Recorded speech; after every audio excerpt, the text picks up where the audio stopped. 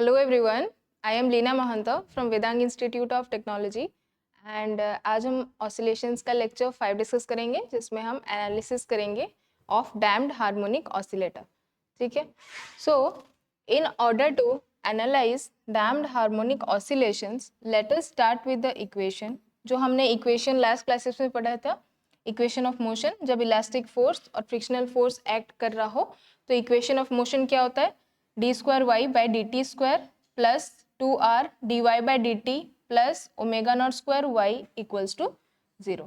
So let this be equation 1. इसी equation का हमें सॉल्यूशन ढूंढना है. सो यहाँ पे हम क्या करते थे? 2r किसको लिए थे? b बाई एम को and 1 by tau. Let this be equal to 1 by tau and omega naught equals to root over of k by m. और ये क्या है? It is the natural frequency in the absence of damping. Damping के absence में जो natural frequency होती है वो सिस्टम का वही होता है omega naught. And tau is the relaxation time and r is the damping constant. So to solve equation 1 let its possible solution be. हम एक सॉल्यूशन एज्यूम करते हैं, जैसे कि कोई भी second order differential equation solve करने के लिए हमारा पहला स्टेप क्या होता है? हम एक सॉल्यूशन एज्यूम करते हैं. So let the solution be y equals to a e to the power alpha t. This is not the actual solution but इस एजम्पशन का हेल्प से हम एक्चुअल सॉल्यूशन निकालेंगे. So using the value of y का value क्या लिए थे? a e to the power alpha t. ठीक है. अगर उस इक्वेशन में अगर हम पुट कर देंगे तो क्या होगा? हमारा इक्वेशन क्या था? D square y by d x square, sorry d t square था ना.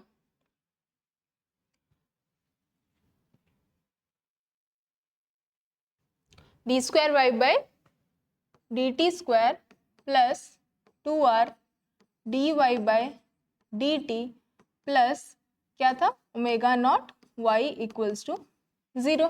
यही था अपना सॉल्यूशन. अब हमने एज्यूम क्या किया है? That y is equal to a e to the power alpha t.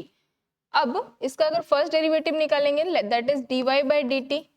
dy by d t, क्योंकि हमें यहाँ पे dy by d t use करना है. तो अगर dy बाई डी टी निकालेंगे तो ये कितना हो जाएगा?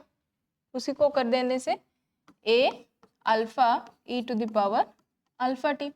नेक्स्ट डी स्क्वायर वाई, और एक बार उसका डेरिवेटिव निकालेंगे तो क्या बन जाएगा? a alpha square e to the power and alpha t. अब हमारे पास तीनों का वैल्यू है. y का वैल्यू है, dy बाई डी टी का वैल्यू है, d square y by d t square का वैल्यू है. तीनों को पुट कर देंगे तो ये क्या बन जाएगा? a alpha square e to the power alpha t plus 2r, उसके बाद dy बाई डी टी मतलब a alpha e to the power alpha t plus omega naught and y क्या है? a e to the power alpha t. इसका value कितना हो जाएगा? 0. अब जो कॉमन पार्ट्स है उसको निकाल दो. तो कॉमन क्या क्या आ जाएगा?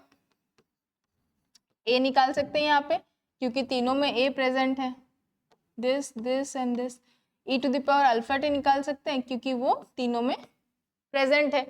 सो ये क्या बन जाएगा? बचेगा क्या? अल्फा का square plus 2r alpha plus omega naught into e to the power alpha t equals to 0. अब ये पूरा टर्म देखो यही है ना, a alpha square plus 2r alpha plus omega naught square into e to the power alpha t equals to 0. अब ये total term को 0 होने के लिए इस टर्म को 0 होना पड़ेगा. That is the quadratic term alpha square plus 2r alpha plus omega naught square equals to 0. ठीक है. इसको 0 बनाने के लिए ये तो क्वाड्रेटिक इक्वेशन बन गया. अब इसका रूट्स कैसे निकालते हैं? सपोज क्वाड्रेटिक इक्वेशन का रूट क्या होता है? x is equal to minus b plus minus root over of b square minus 4ac by 2a. और इस इक्वेशन से अगर आप कंपेयर करोगे तो b का वैल्यू क्या हो जाएगा? 2r. a का वैल्यू क्या हो जाएगा? 1 एंड सी का वैल्यू क्या हो जाएगा, ओमेगा नॉट स्क्वायर। ठीक है, अब उसी को यूज करके ना the roots of alpha can be given as, इसका रूट्स क्या बन गया, alpha is equal to minus r plus minus root over of क्या, r square minus omega naught का स्क्वायर। ठीक है, दस the solution of equation 1r। अब क्या करेंगे, हम वापस अपना जो सोल्यूशन लिए थे ये यहाँ पे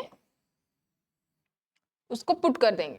तो जब हम उसको पुट करेंगे, देखो अगर इसको हम लोग यहाँ पे पुट कर दिए किसके जगह पे, अल्फा की जगह पे, तो क्या बनकर आएगा, y equals to a e to the power, alpha की जगह पे आपका दो टर्म्स आएगा। देखो यहाँ पे प्लस माइनस है ना, तो अल्फा के दो वैल्यू निकलेंगे।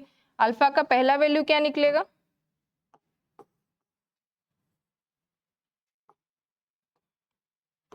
ठीक है, तो दो टर्म्स उसमें निकलेंगे। पहला अल्फा का वैल्यू निकलेगा minus r plus root over of r square minus omega naught square. दूसरा वैल्यू क्या निकल के आएगा, minus r minus root over of r square minus omega naught का स्क्वायर। ठीक है, एक प्लस में आएगा एक माइनस में आएगा।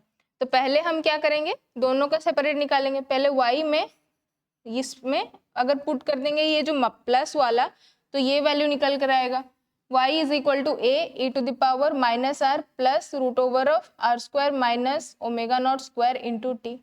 जब हम ये माइनस वाला पार्ट पुट करेंगे तो क्या निकल कर आएगा, y is equal to a to e to the power minus r minus root over of r square minus omega naught square into t. ठीक है, अब ये दोनों को हम अलग अलग ना लिख के एक ही में लिख सकते हैं।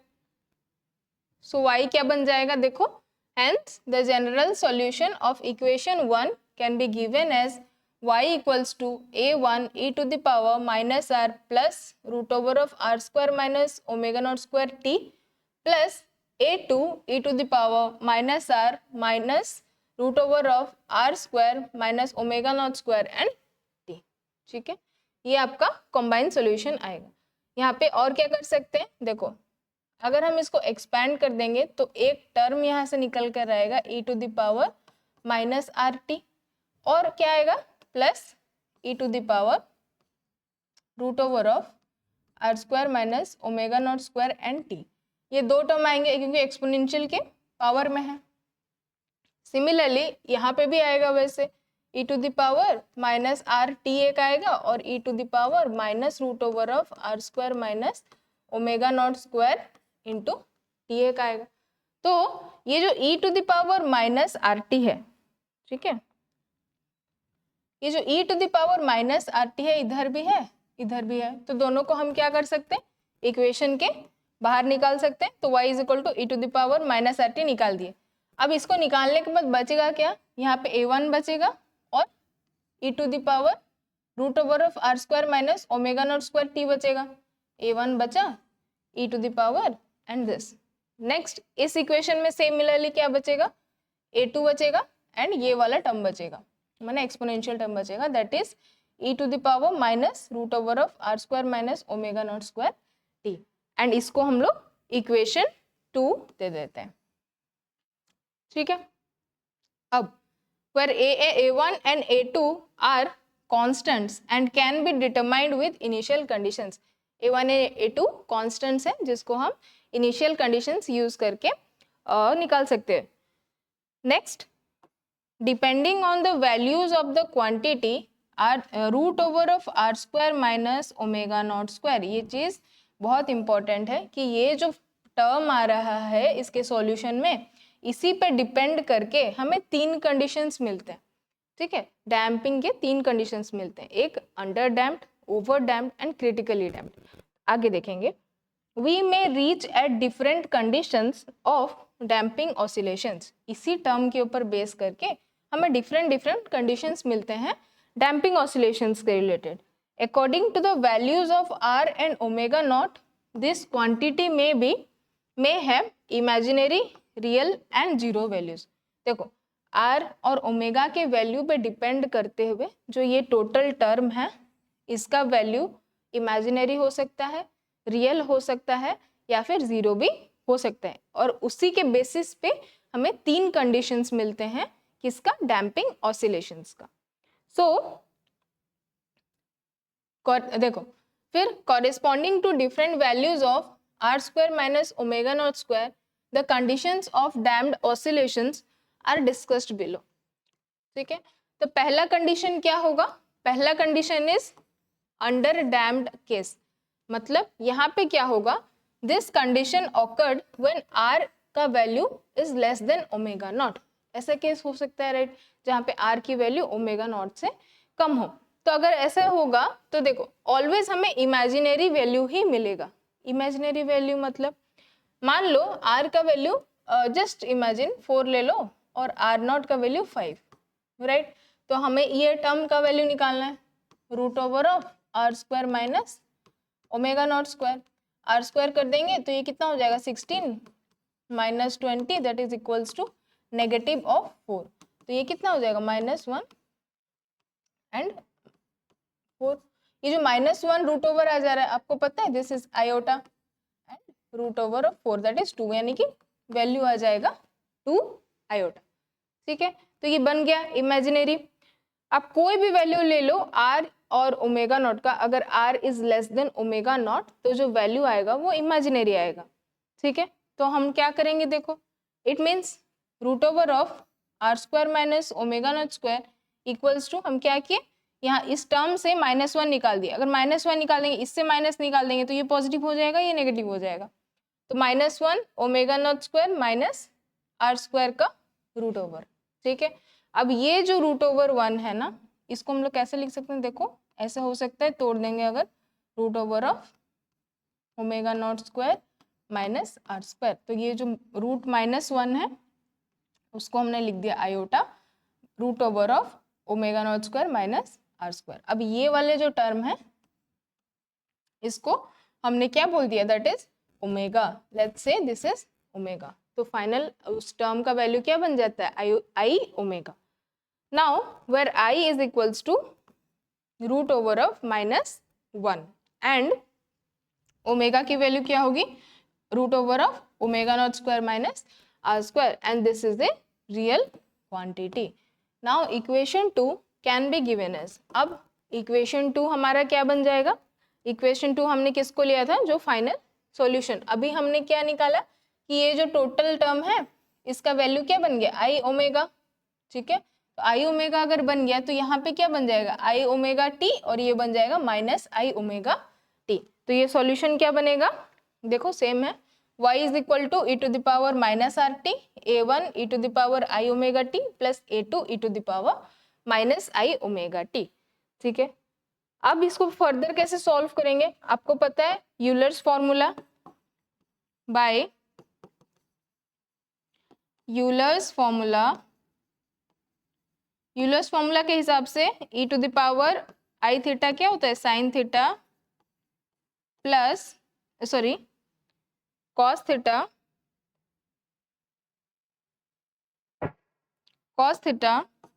Plus i sine theta.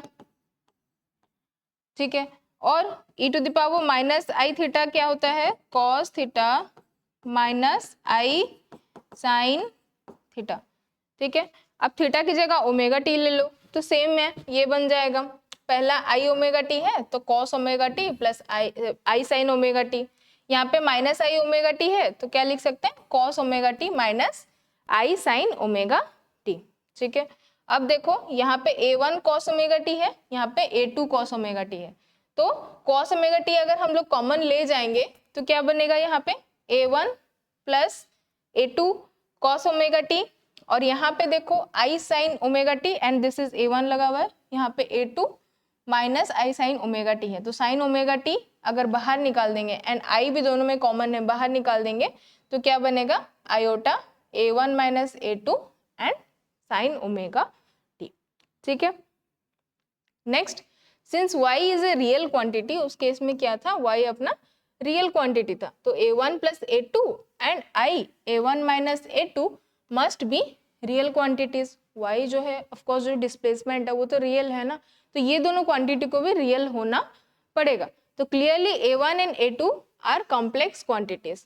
If A1 plus A2 is equal to, तो हम क्या ले लेंगे A1 प्लस A2 को A0 sine phi and iota A1 minus A2 को हम ले लेंगे A0 कॉस फाई। देन हमारा जो सॉल्यूशन है वो क्या बन जाएगा, देखो सॉल्यूशन क्या था अपना, y is equal to e to the power minus r t and A1 e to the power i omega t plus A2 e to the power minus i omega t, यही था ना।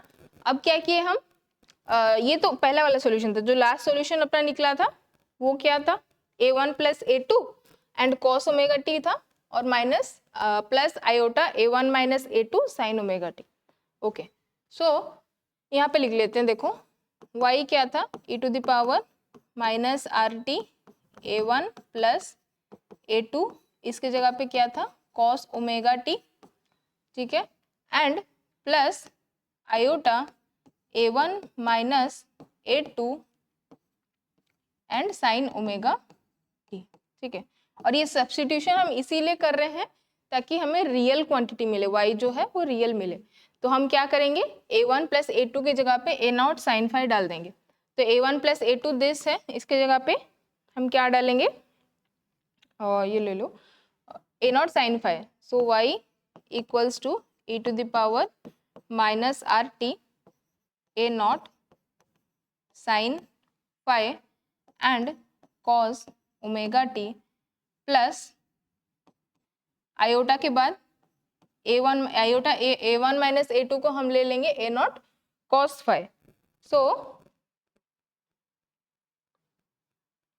A0 ये बन जाएगा cos phi and sine omega, ठीक है। So ये वाला किसका फॉर्मूला है, this is the formula of sine A plus B minus, मतलब ये क्या हो जाएगा A0 sine phi plus omega t, ठीक है। ये कहाँ से आया, ट्रिग्नोमेट्रिक का जो आइडेंटिटी होता है, फॉर्मूला होता है, that is sine of A plus B, वो क्या होता है आपका sine A cos B plus cos A and sine B। इसी का यूज करके ये हमें सॉल्यूशन मिलता है। सो फाइनल सॉल्यूशन क्या आएगा, y A0 e to the power minus r t sine omega t plus 5, ठीक है। अब this equation represents a damped harmonic motion whose periodic time is given by, अब हार्मोनिक हमें मिल गया कि वो डैम्प्ड हार्मोनिक मोशन है, तो उसका पीरियड टाइम पीरियड कैसे निकालेंगे, t is equal to 2 pi by omega equals to 2 pi by omega की वैल्यू हम निकाले थे क्या, root over of omega naught square minus r square, ठीक है। तो इस तरह से हम उसका टाइम पीरियड निकाल सकते हैं। So next, it is observe that the effect of damping have negligible effect on time period except few extreme cases. तो ऐसा देखा गया है कि यूजुअल अगर डैम्पिंग थोड़ा कम है तो वो टाइम पीरियड पे उसका कुछ इफेक्ट नहीं होता है, कुछ एक्सट्रीम केसेस में ही जो टाइम पीरियड है वो इफेक्ट होता है। So next, the amplitude of the oscillatory motion from equation 3 is given by a is equal to A0 e to the power minus RT is equal to A0 e to the power minus T by 2 tau। ये कैसे हुआ, हमने already previously वो assumption लेकर रखा था, that is 2r is equal to 1 by tau, तो r is equal to 1 by 2 tau, ठीक है। इससे अपना यहाँ पे पुट कर देने से ये A0 e to the power minus T by 2 tau निकल गया, where A0 is the amplitude in the absence of damping। A0 क्या है, डैम्पिंग के एब्सेंस में उसका एम्पलीट्यूड है। ये जो एक्सपोनेंशियल टर्म के वजह से जो उसका एम्पलीट्यूड कम रहे and finally A is giving the amplitude in case of damping oscillation।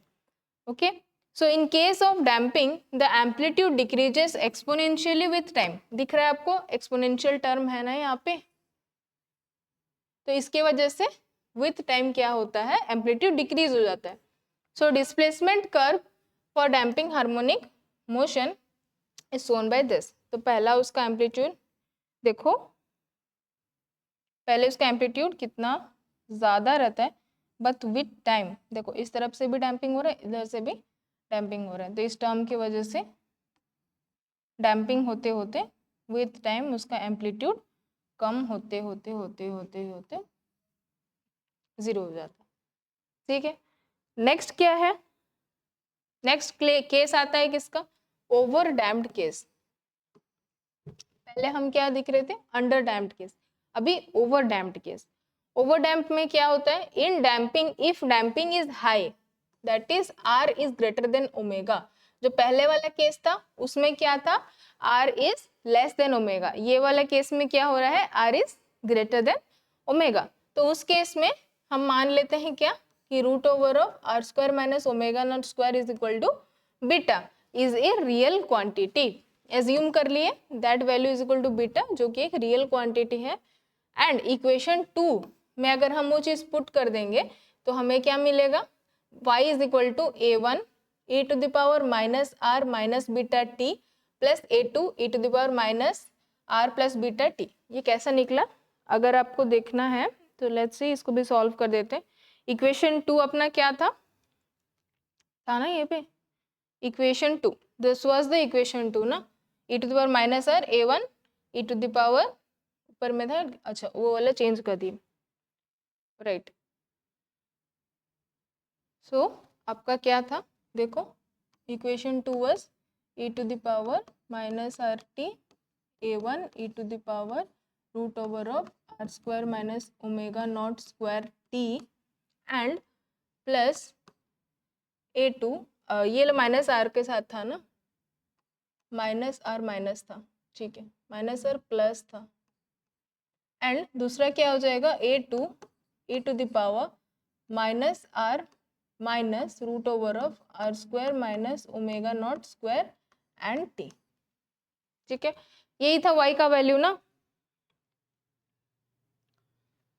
अब इस केस में यहाँ पे हम क्या करेंगे, root over of r square minus omega naught square को बीटा ले लिए, मतलब ये वाला जो टर्म है इसको बीटा कर देंगे। तो बीटा अगर करेंगे तो ये कितना होगा, e to the power minus r t a1 e to the power minus r plus beta and T.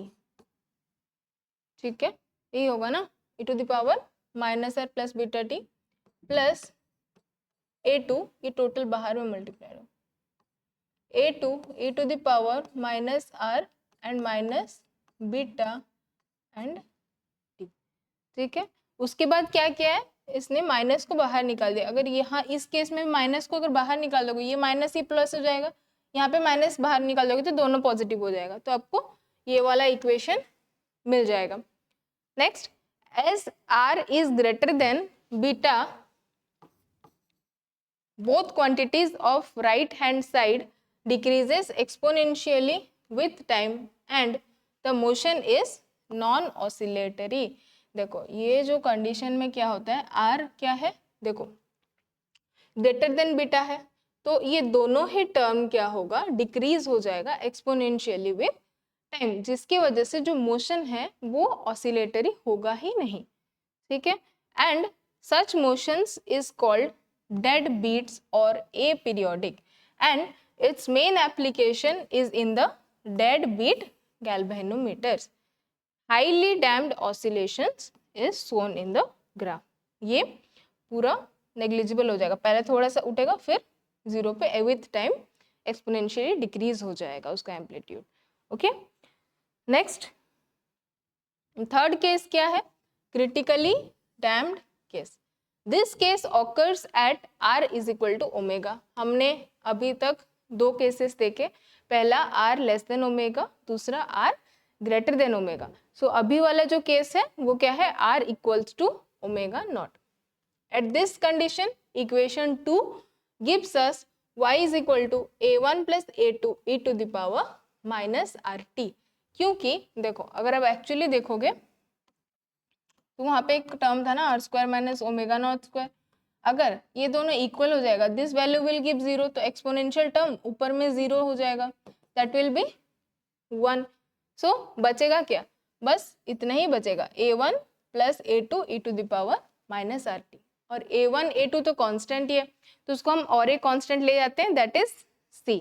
तो c इज इक्वल, तो क्या बन जाएगा, c into e to the power minus r t, जहाँ पे c is a1 plus a2. Okay, so since there is only one constant, thus it does not provide us the solution of the equation 1 of second order.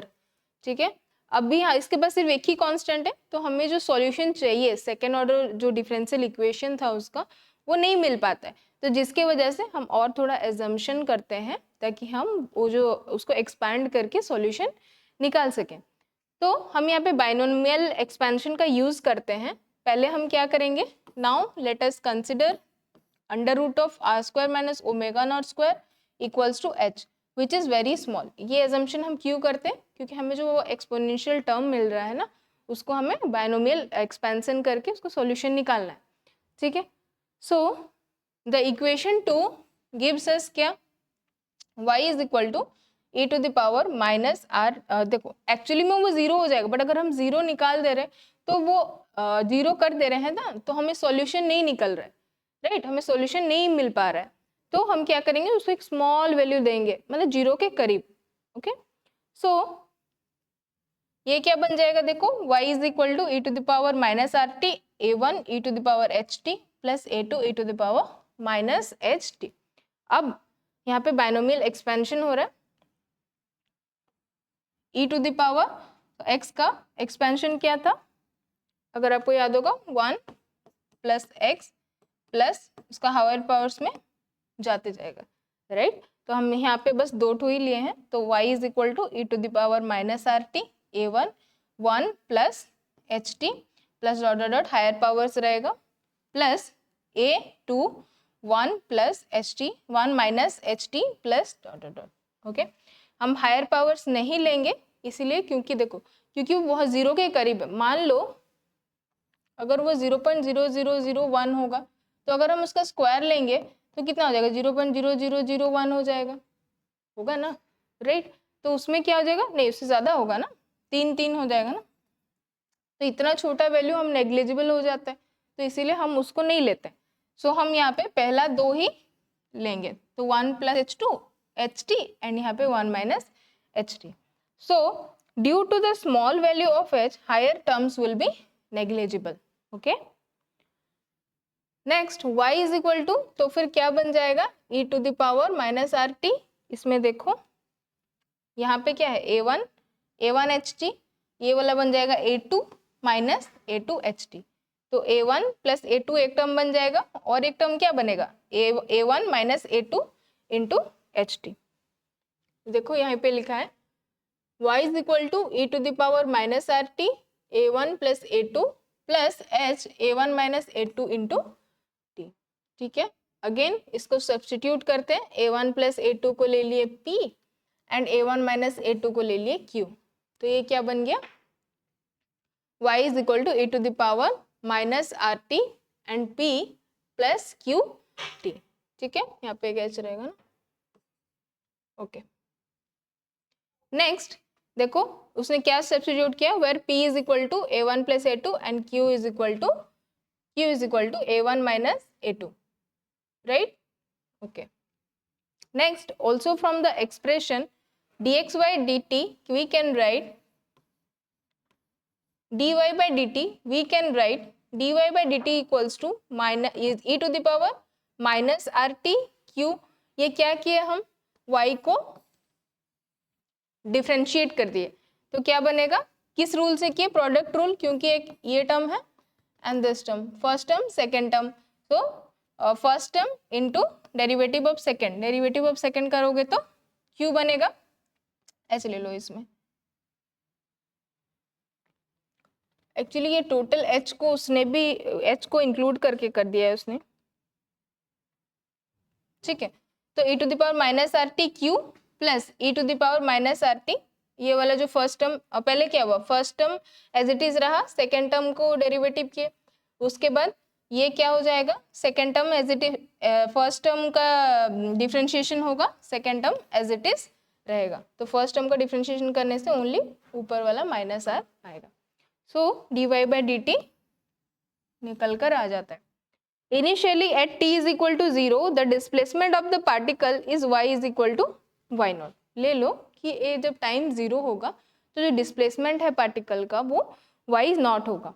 Then velocity is v naught and using this values in equation 4 we get, देखो at time अगर यहाँ पे 0 ले लो इस equation 4 में at t is equals to 0 तो वो क्या हो जाएगा, equation 4 y naught equals to e to the power minus r 0 and p plus q 0।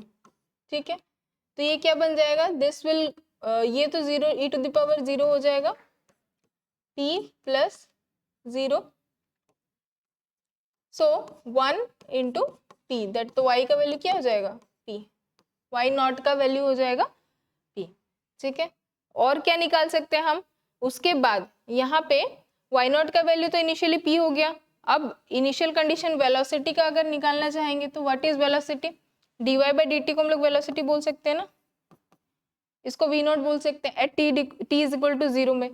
तो v naught is equals to e to the power minus r t का value हो जाएगा 1, उसके बाद q बचेगा plus e to the power minus r t 1 हो जाएगा minus r रहेगा and p plus q d, t तो 0 है ये 0 बन जाएगा, this is p। So v naught का वैल्यू निकल कर आएगा q माइनस आर p। ठीक है, y naught will be equal to p and v naught होगा q minus r p। So यही निकाला गया है, देखो y naught equal to p and v naught is equal to q minus r p, जिसको हम लोग क्या लिख सकते हैं, क्योंकि p और y नॉट सेम है ना, तो q minus r y naught and q equals to v naught plus r y naught, कुछ नहीं बस इंटरचेंज कर दिया ना, इधर ले आए इसको, तो q क्या बन गया v naught plus r y naught. Okay, thus y equals to, अब उसको पुट कर देंगे तो क्या मिलेगा, y equals to y naught plus v naught plus r y naught t and e to the power minus r t. तो ये जो टर्म होता है ना, ये क्या कर रहा है, आपको एक इनिशियल एम्पलीट्यूड दे रहा है, बट विथ टाइम ये जो एक्सपोनेंशियल टर्म है उसकी वजह से जो हमारा एम्पलीट्यूड है वो एक्सपोनेंशियली डिक्रीज हो जा रहा है।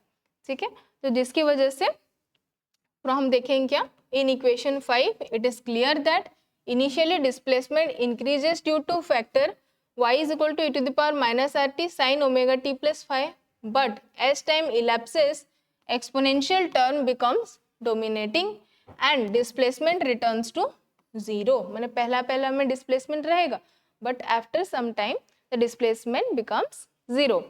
So such motion is known as critically damped or just aperiodic and the critically damped oscillation is shown below. पहले तो उसके पास रहेगा amplitude but धीरे धीरे पूरा 0 हो जाएगा। ठीक है, तो आई होप आज की क्लास आपको समझ आया होगा। नेक्स्ट क्लास में और भी टॉपिक्स डिस्कस करेंगे। Till then thank you everyone.